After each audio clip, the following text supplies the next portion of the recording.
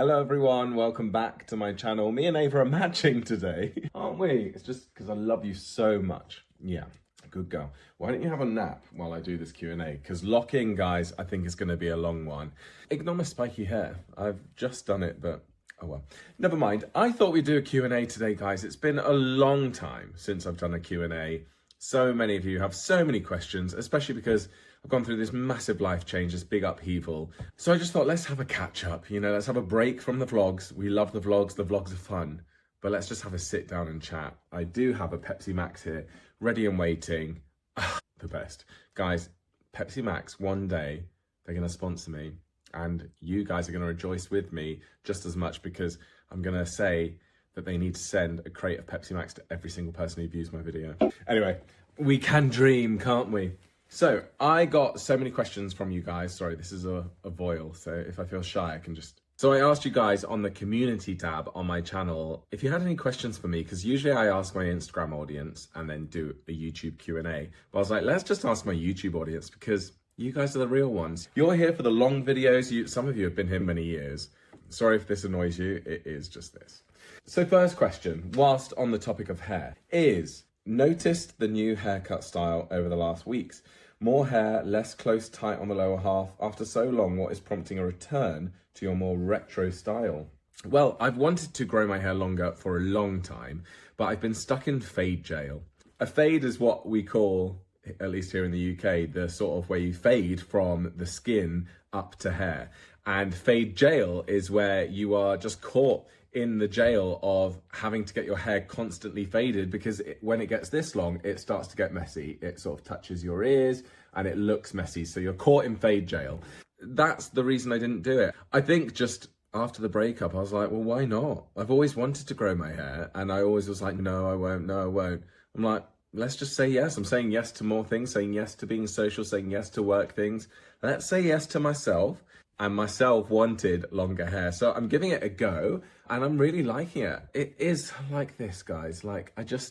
It needs a trim in certain places because I haven't got the styling quite right, but I enjoy it being longer. What do you guys think? Not that, I normally don't pay much attention to what you guys think about my hair or my clothes. I normally don't ask you directly and I hate it when people give unsolicited opinions on your appearance. I know every creator online hates it because I just think it's rude. People like giving unsolicited opinions, but I'm giving you chance now to say what you think. I'm asking you directly, what do you think to longer hair or do you prefer shorter? You're allowed to say, but don't give it unsolicited. Not just to me, but to anyone is rude. But yeah, so that's the reason behind it. So I had lots of questions about the house purchase. So Just Greta says, how is the home purchase going? So I've had loads of questions about the house purchase. Sorry guys, I cannot, you're going to tell me shut up, Joel, just get on with it. But I cannot get over the spikes. How is the house purchase going? I've had loads of questions about this. I can't wait to see you move into your dream home. I know your wonderful family will be there to help. Yes, they are over the moon that I've chosen somewhere down the road from them. Like it's probably about 15-20 minute drive from them. And I'm really happy about it as well. You guys know I was umming and ahhing between London and near my family. And actually, I think it is the right decision. So the house purchase. So I did update my members, which you can see the video here, where I gave them a bit of an update on what's been going on. You guys know the last thing you heard was that I was waiting for the people that are selling the house that I'm buying. They were still looking for a house for them. Well, a few weeks ago, maybe 3 weeks ago, I got the news that they found somewhere and they had an offer accepted, and that meant the whole process could move forward because the chain was complete. We had me buying their house, they buying their house, them buying this house, and then it finished because I think that person had died. So it was just 3 houses. So that meant it could move forward quite quickly. 2 weeks ago, when I was out with HBO Max, I got the news that the people that are selling the house I'm buying have pulled out of the house they're buying. So they're still looking. So we're back to square one. We're waiting for the people that own my future home, hopefully, are still looking. So I called the estate agent yesterday and I just said, what's the update? She said, no, there is no update. They're still looking. And I basically just put the pressure on and I was like, okay, well, I'm just letting you know that if something else comes on the market that I like and that is in a proceedable position, like, it's ready to go, I'm going to start having viewings of other properties, basically. And she was like, okay, thanks for being honest. Like, I'll check with the sellers. I know that there's not really much they can do. It's not like they can just magic a house. They could move into rented accommodation, I suppose, if they wanted to speed it along, but I doubt they'll do that. But I'm just like, I can't wait forever. I know they won't want to lose me as a buyer as well, because otherwise they'll have to put they'll have to put their house back on the market, and prices are just going down and down. So, but the reality is I'm ready to go, I'm ready to move, I'm ready to start my new life, because this life here with my parents is lovely, but it is temporary. It feels like a chapter in the book. It doesn't feel like the next book. Do you know what I mean? So I'm ready for it to happen. So we'll see. Next question. I'd like to know if you are the closest child to your parents. It seems like you're extremely close. Is this the case with your siblings too, or just you? It is my siblings too. My whole family is very close. Me, my brothers, my parents. So my oldest brother, Luke, calls my mum every single day at 7 a.m. on his drive to work and sees them at least once a week, I think, usually anyway. My other brother, Ben, until recently was living at home, and now he's just got his first home, but he still pops back for dinner of an evening, like once a week or something. We're all very close. We love spending time with each other, and we realize that we're abnormal. That probably isn't the norm. I don't know. Maybe it is the norm. Let me know in the comments how close you are to your family. You know, the immediate family, your siblings and your parents. Yeah, we're just very close. But yeah, I'm by no means the closest to my parents. I think we're all equally as close. Emotionally, I think we're all just as close. Physically, my brothers have obviously been a lot closer to my parents whilst I was living up north in Yorkshire. So, but it's nice. I feel like I'm reclaiming that time now. I think I've been home, at the time of filming, I've been home 12 weeks today, I think it is. Yeah, because it was a Friday. So happy anniversary to me. Yeah, I feel like I've made up for all the lost time, basically. Next question. How have you been feeling emotionally since the breakup? Not asking about the details, just your feelings. I also noticed you haven't talked about that on your channel. Any reason why? Well, the reason I haven't spoken about it in great depth is because I don't think it's the healthy thing to do. I think me and you guys watching, we're used to this essentially a parasocial relationship, but we're used to this relationship where like it's perfectly normal for me to share things with you guys because that's what I do on the internet. But then I think when you zoom out of that, other people find it weird, and rightly so. Like, I suppose it is a little bit strange, isn't it, that I, a stranger, am documenting my life and talking about all my feelings and emotions and plans and holidays and whatever it may be and sharing it with you. But when you're in the YouTube community, that's not weird, is it? Because it's like YouTube is filled with people like me. I'm not special. I'm one of what feels like millions of other people posting on YouTube, although it's probably not that many, but it is still a lot of people. But I suppose one thing I've realized as well is even though it may seem normal to us, I don't think it's healthy. And I don't think it's a good thing to do, to make yourself so vulnerable online that you're talking about your feelings, especially when you're going through something. I think like now I can give you a little bit more detail maybe about how I've been feeling because it's kind of, I've done the processing, but I think it's very raw for people. And I see people do it all the time. Influencers do it all the time. Crying on camera. I saw someone that I'm online friends with this morning, like crying in his car, talking about his health issues. And I was like all absorbed in it because I care about him. And I was like, oh my gosh, that's so, and then I was like, why has he put this online? Like, no, like this is so vulnerable. Like, don't do this to yourself because it might feel all right in the moment. But I don't know. I think people have different different barometers for like what they feel comfortable sharing. But for me, during the breakup, I was like, I don't want to share anything about anyone else without giving them the opportunity to speak for themselves. But B, I wanted to protect myself. But how have I been feeling emotionally? It has been very up and down. And like some days, weirdly, like even like 2 weeks in, I was feeling really good. And I was so shocked about how good I was feeling. And then I got set back again. And then I felt good. And then, so it's been really like up and down. I would say over the last month, I've had another big plummet. But over the last 2 weeks, I'd say I'm feeling the best I've felt. There are moments, obviously, that are sad. But I touched on this in the vlog when I was driving to Dorset, which you can watch here. Mourning different things at different times. Sometimes it's about losing the person. Sometimes it's about losing the lifestyle. Sometimes it's about the house. Sometimes it's about losing the kids. Sometimes it's about losing Fen, the dog. I mean, at least I can still speak to the kids, and I do speak to them still, which is really lovely. I can't talk to Fen anymore, which is really sad. But yeah, it's a whole process, isn't it? And sometimes I feel, or it's not been for a while actually, but sometimes I've been desperately sad and crying. But other times I've been angry, and other times I've been just numb, which has been the worst actually. And that's where I had my little meltdown that I mentioned in that Dorset vlog, was I just for a few weeks just felt nothing. Didn't feel upset, but didn't feel happy. Didn't feel angry, didn't feel joyful, didn't feel anything. Pardon me, that's the Pepsi Max. And the numbness, I think, got to me in the end, and that's when it broke, and then I broke down. So it's been really tough, but I am surprised that, like I said, 12 weeks, if you'd told me a few months ago, or like, you know, last year, that a breakup was going to happen and that 12 weeks in you'd be feeling like this, I'd be like, no way, no way. I will not get over it for years. Actually, it just shows how resilient I am, and we are as human beings, that we can just adapt and move on essentially.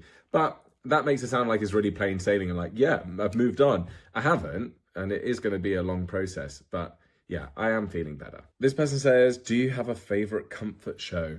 I don't. I suppose Friends would be like a go-to, but I haven't watched Friends in years, so that would be a bit disingenuous to say Friends, but I do love it.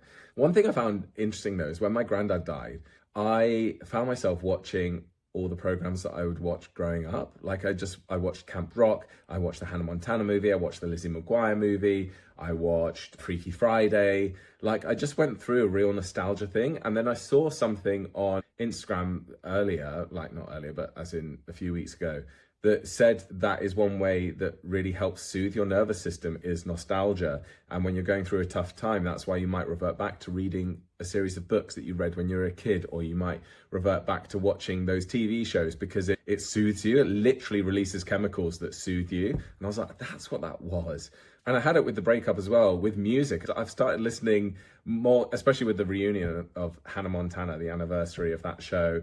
In the gym today, I was listening to High School Musical, and I'm like, it just reminds me of being a child, and it really empowers me as well, because I'm like, back when I was a child, Joe, you used to have the best time. Like, life was amazing. Life was so great, and everything was hopeful and great.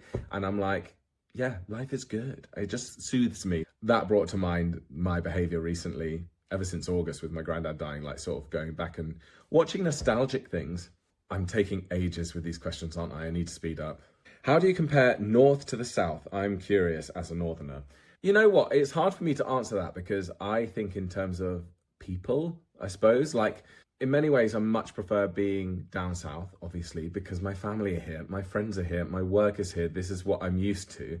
If we're just talking more generically, like people aside, I love the North. I love where I lived in Yorkshire. It was stunning. Nothing compares to that walk on the farmer's track overlooking the fields.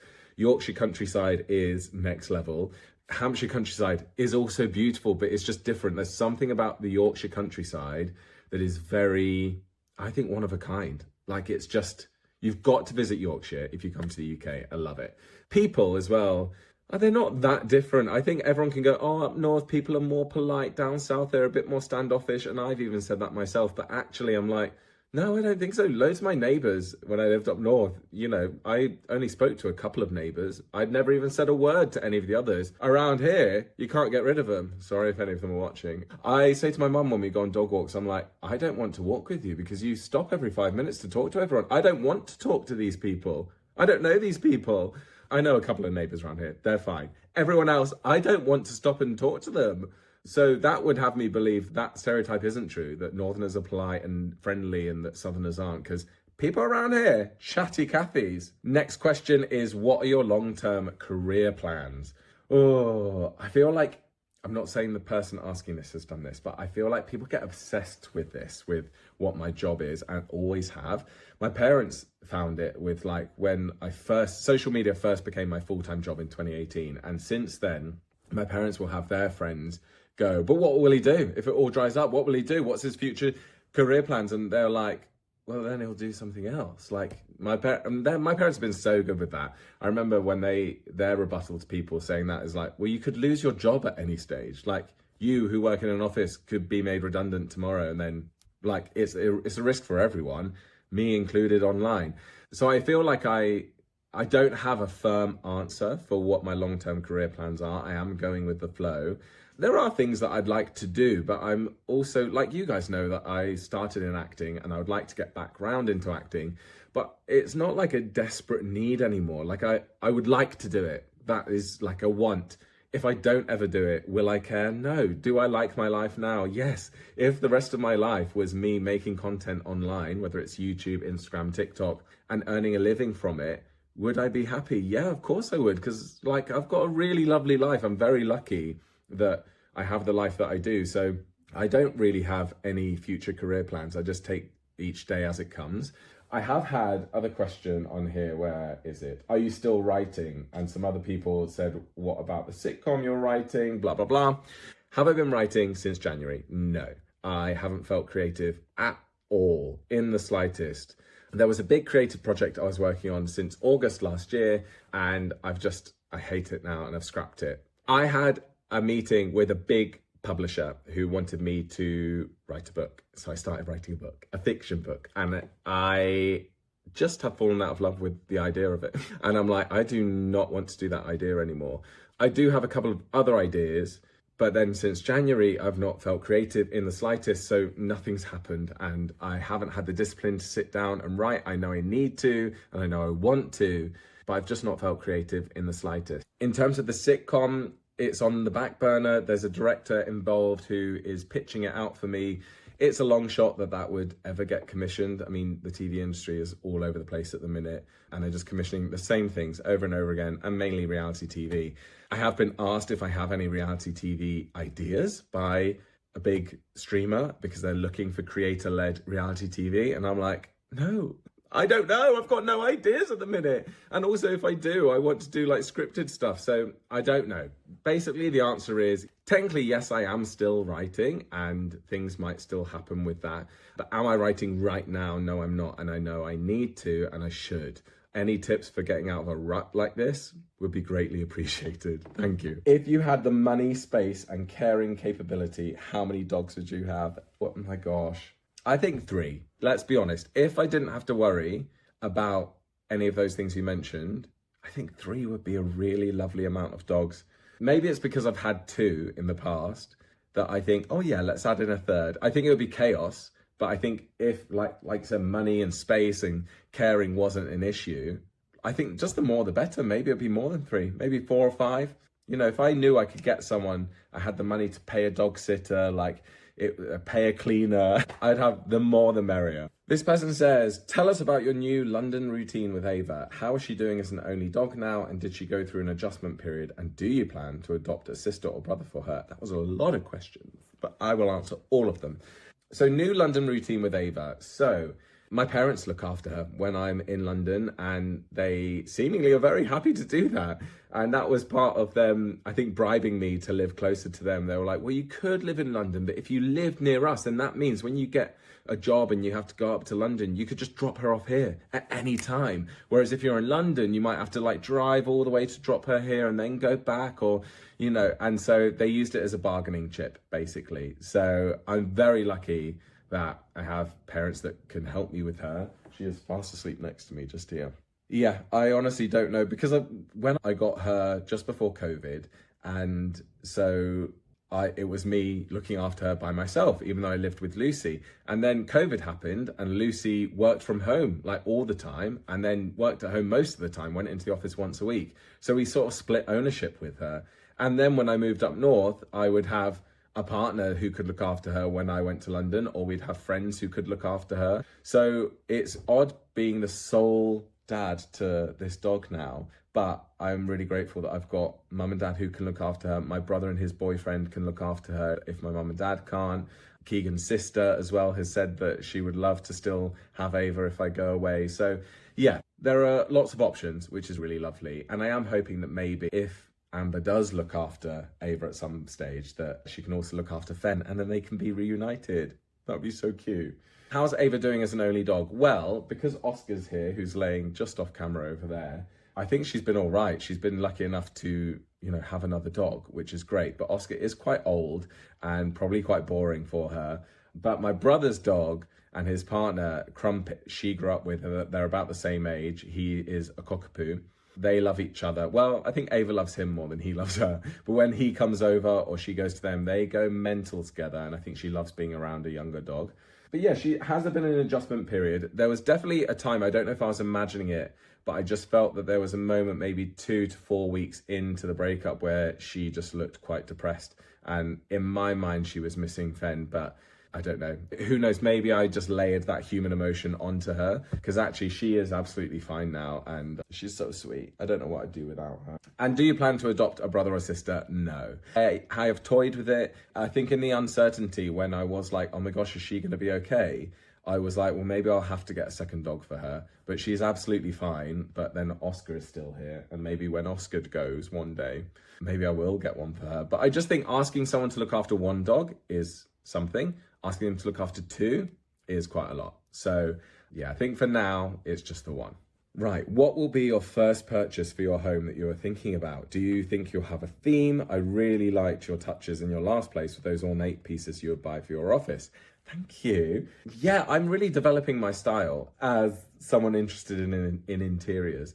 I think building a home up north with Keegan was something that I took a lot of enjoyment in, and it's made me really believe in myself that I can design something. Like, it was a joint effort, but I think there were elements where I would take the lead. Sometimes he would take the lead on things, but the things that I took the lead on, I'm like, oh yeah, I trusted my vision there, and actually that looks really good. And so I'm really excited to have my own stamp on my own place when I move in. There is one specific project that comes to mind. It won't be the first thing I do, because to answer your question, what is the first purchase?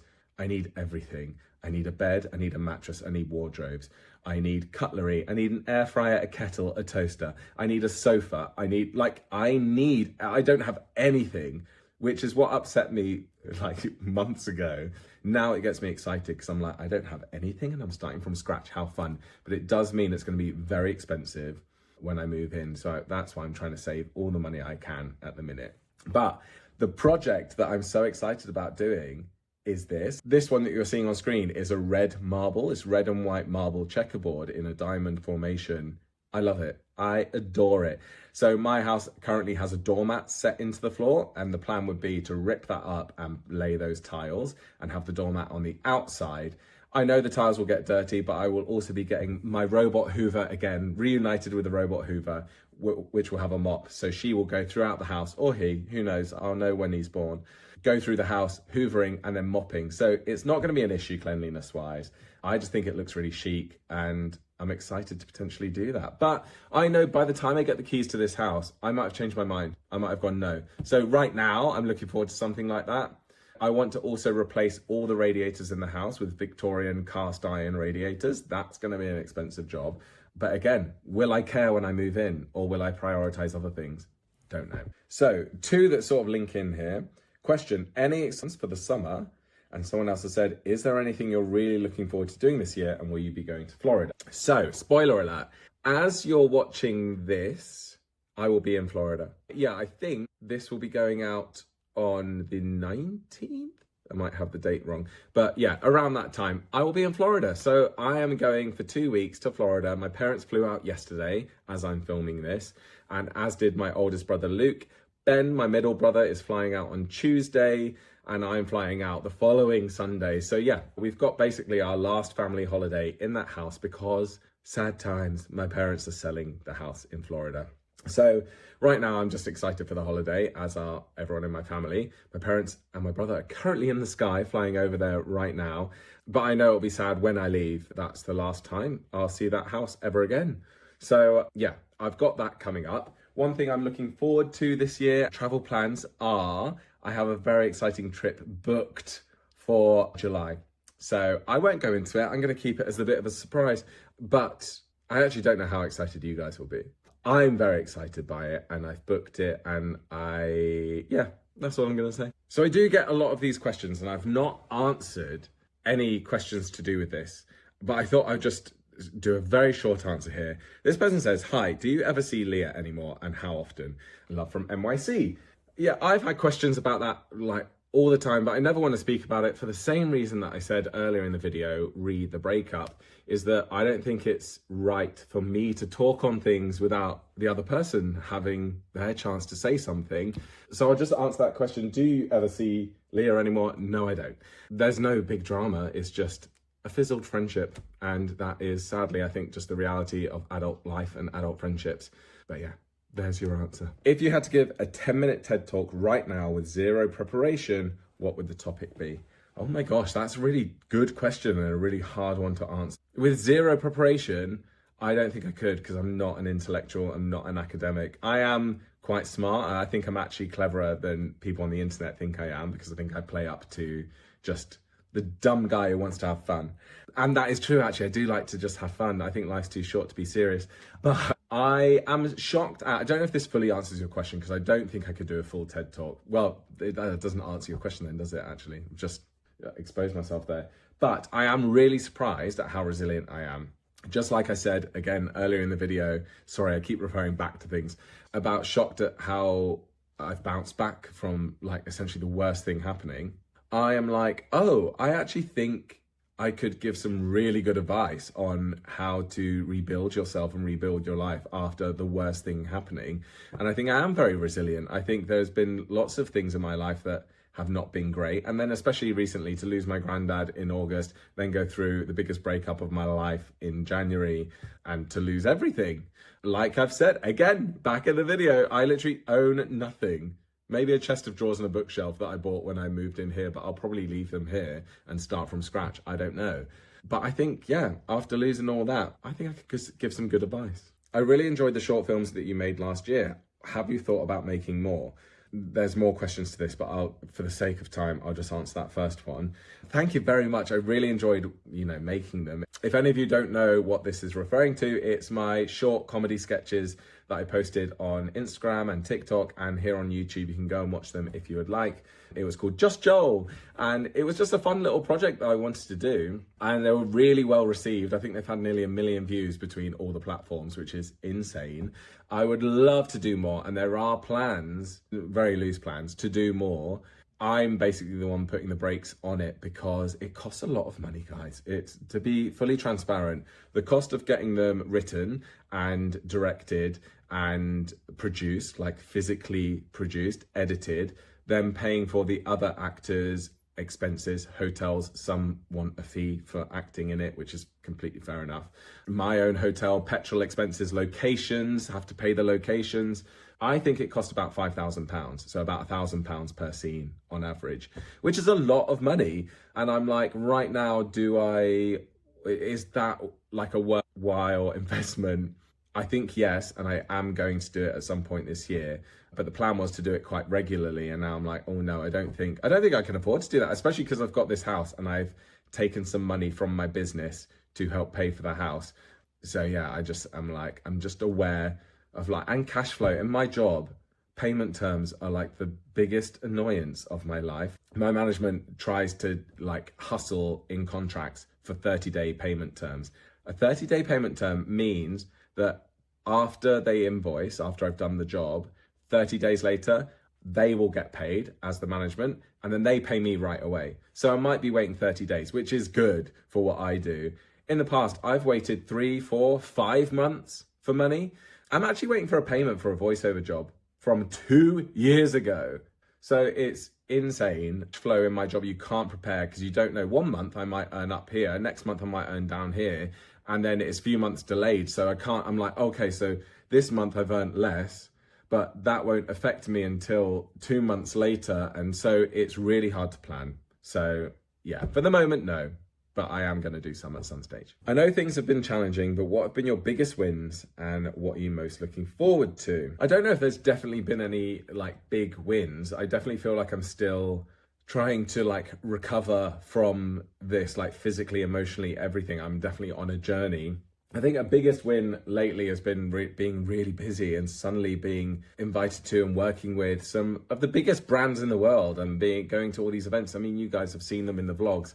Like, I don't take any of that for granted. I'm like, what? I still pinch myself. So those to me are some, you know, big wins. I think another big win is like rekindling my closeness with my family. Like, I'm meeting my brother tonight whilst one of my brothers and my parents are flying to Florida. I'm meeting the other brother for a Nando's. We're just going to go for dinner.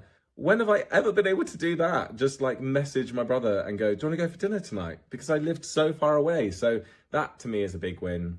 I think a big win is sorting out like my living situation. And, you know, it's not fully a win because, like I said, it's not proceeding at the minute, but hopefully that will at some stage happen.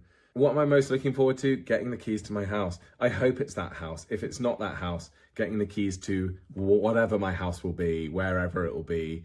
I cannot wait to have my own place. Me and Ava doing all those DIY projects, vlogging the whole thing. Yeah, those are the things I'm really looking forward to. And I'm looking forward to my solo trip in July as well. It's been a few months now of being single. Have you had many offers? It might be too soon, but it must be an ego boost. Yeah, I've been asked out a few times, which is really nice. Like you say, it's just an ego boost, isn't it, I suppose? Which is needed at a time like this. It's not something I'm looking for. Like, I'm not looking to date seriously. I'm happy to go on like just a little fun little date, no strings attached, you know, but I'm not looking to date seriously. I do not want to be in a relationship for a long time. And I think that's wise for me. I think I just want to be single for a while and do all the things that I never got the opportunity to do when I was in a relationship, which naturally happens because, you know, that you're invested in a relationship with someone else. So yeah, I've had a few offers, which has been a really nice thing, and it's made me feel wanted and attractive, and you know, which is very needed. But yeah, don't get excited. I'm not going on any dates to find the next Mr. Wood. It's not going to happen. Not for a while anyway. Do you feel under pressure when you're a content creator to talk about private issues like breakups? Oh, definitely. There's definitely the pressure to do that because I share my life online. So of course there's that pressure. So I don't blame anyone. I know of creators that will be like, yes, and like, how dare you ask that? And I just think, well, you've shared so much. Like, of course your audience are going to care about that. Of course they're going to ask questions. There's questions that I've been asked during this Q&A that I think are far too personal and that I will never answer. So I just don't answer them. So I don't find it as big a deal as many other creators, and I'm never going to get annoyed at you guys for asking me, you know, personal questions, because it's a lovely thing that you're so invested. But that is the downside of this job, is that when things like that happen, you're like, oh my gosh, like, what do I say? How do I navigate this? I can't not say anything. Like, that would be the worst possible scenario. So disrespectful to you guys. And it's just like, you can't just paper over something like that and never say anything. Of course, you've got to acknowledge it. So that is hard because, yeah, if I wasn't online, I'd just go to my office job and, you know, I wouldn't have to announce anything. It would just be something you deal with as and when it comes up. But yeah, it's a small price to pay because, like I said, I've got a very nice life and I love my life. I'm very lucky. So yeah, I don't really mind. Have you changed your mind about having children in the future? And or do you see yourself having chickens again? I love this question about chickens and children. I would love to have chickens again, but the trouble is I also love being busy and going up to London, and I love traveling. So it's like, oh, it's already, again, enough to ask someone to look after a dog. Having to ask someone to go and look after my chickens would be quite a lot. So I just think, sadly, I'm not at the stage of life where I would have chickens, but I would love to have chickens again. I loved having them.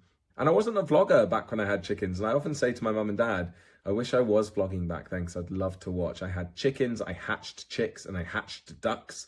I had hamsters, I had guinea pigs, and I bred the guinea pigs. I had guinea pig babies. I had rabbits. Like, what a time to be alive. I'd love to have loads of animals. In terms of children, no, I don't see myself ever having children. I don't want children. I think I'd always said before my last relationship that, you know, I'd be open to it. If my partner really didn't want children, then I'm fine not having them. If they really wanted children, I'd be open to it. I think now I'm just like, no, life's too short to have children. No offense to parents out there everywhere. That's great that you've had kids and that you love it and that they're really fulfilling for you and that your life has revolved around them, they're your proudest piece of work, whatever.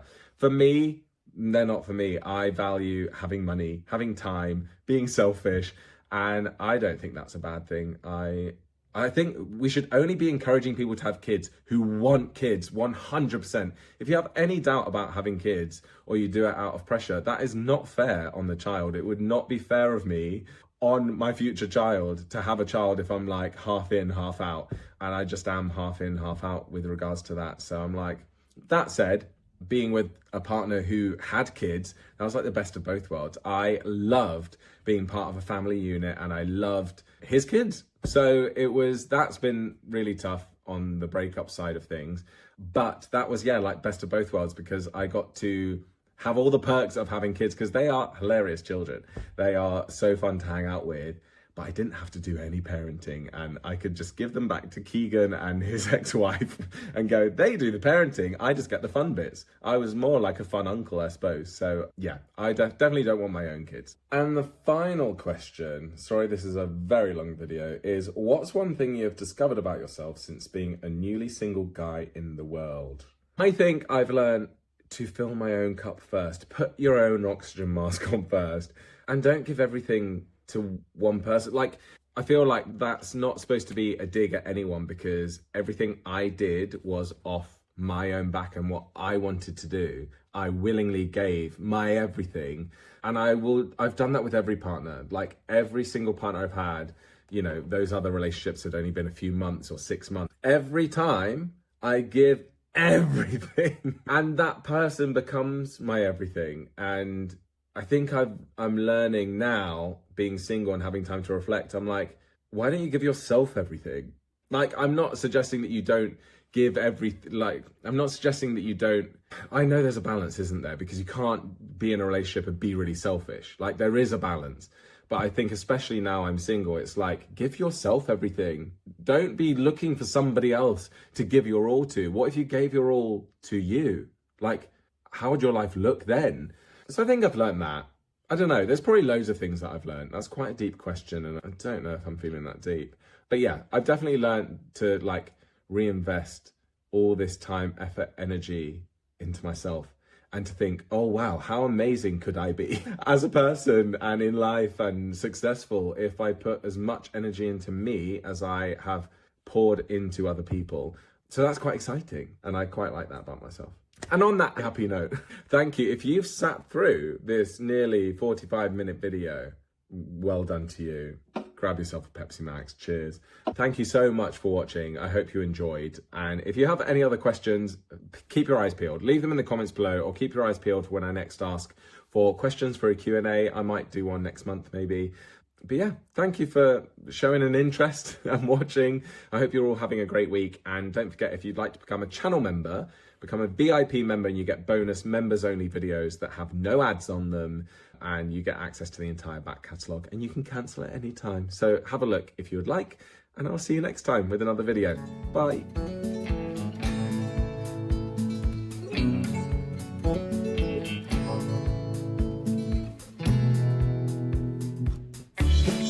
Oh.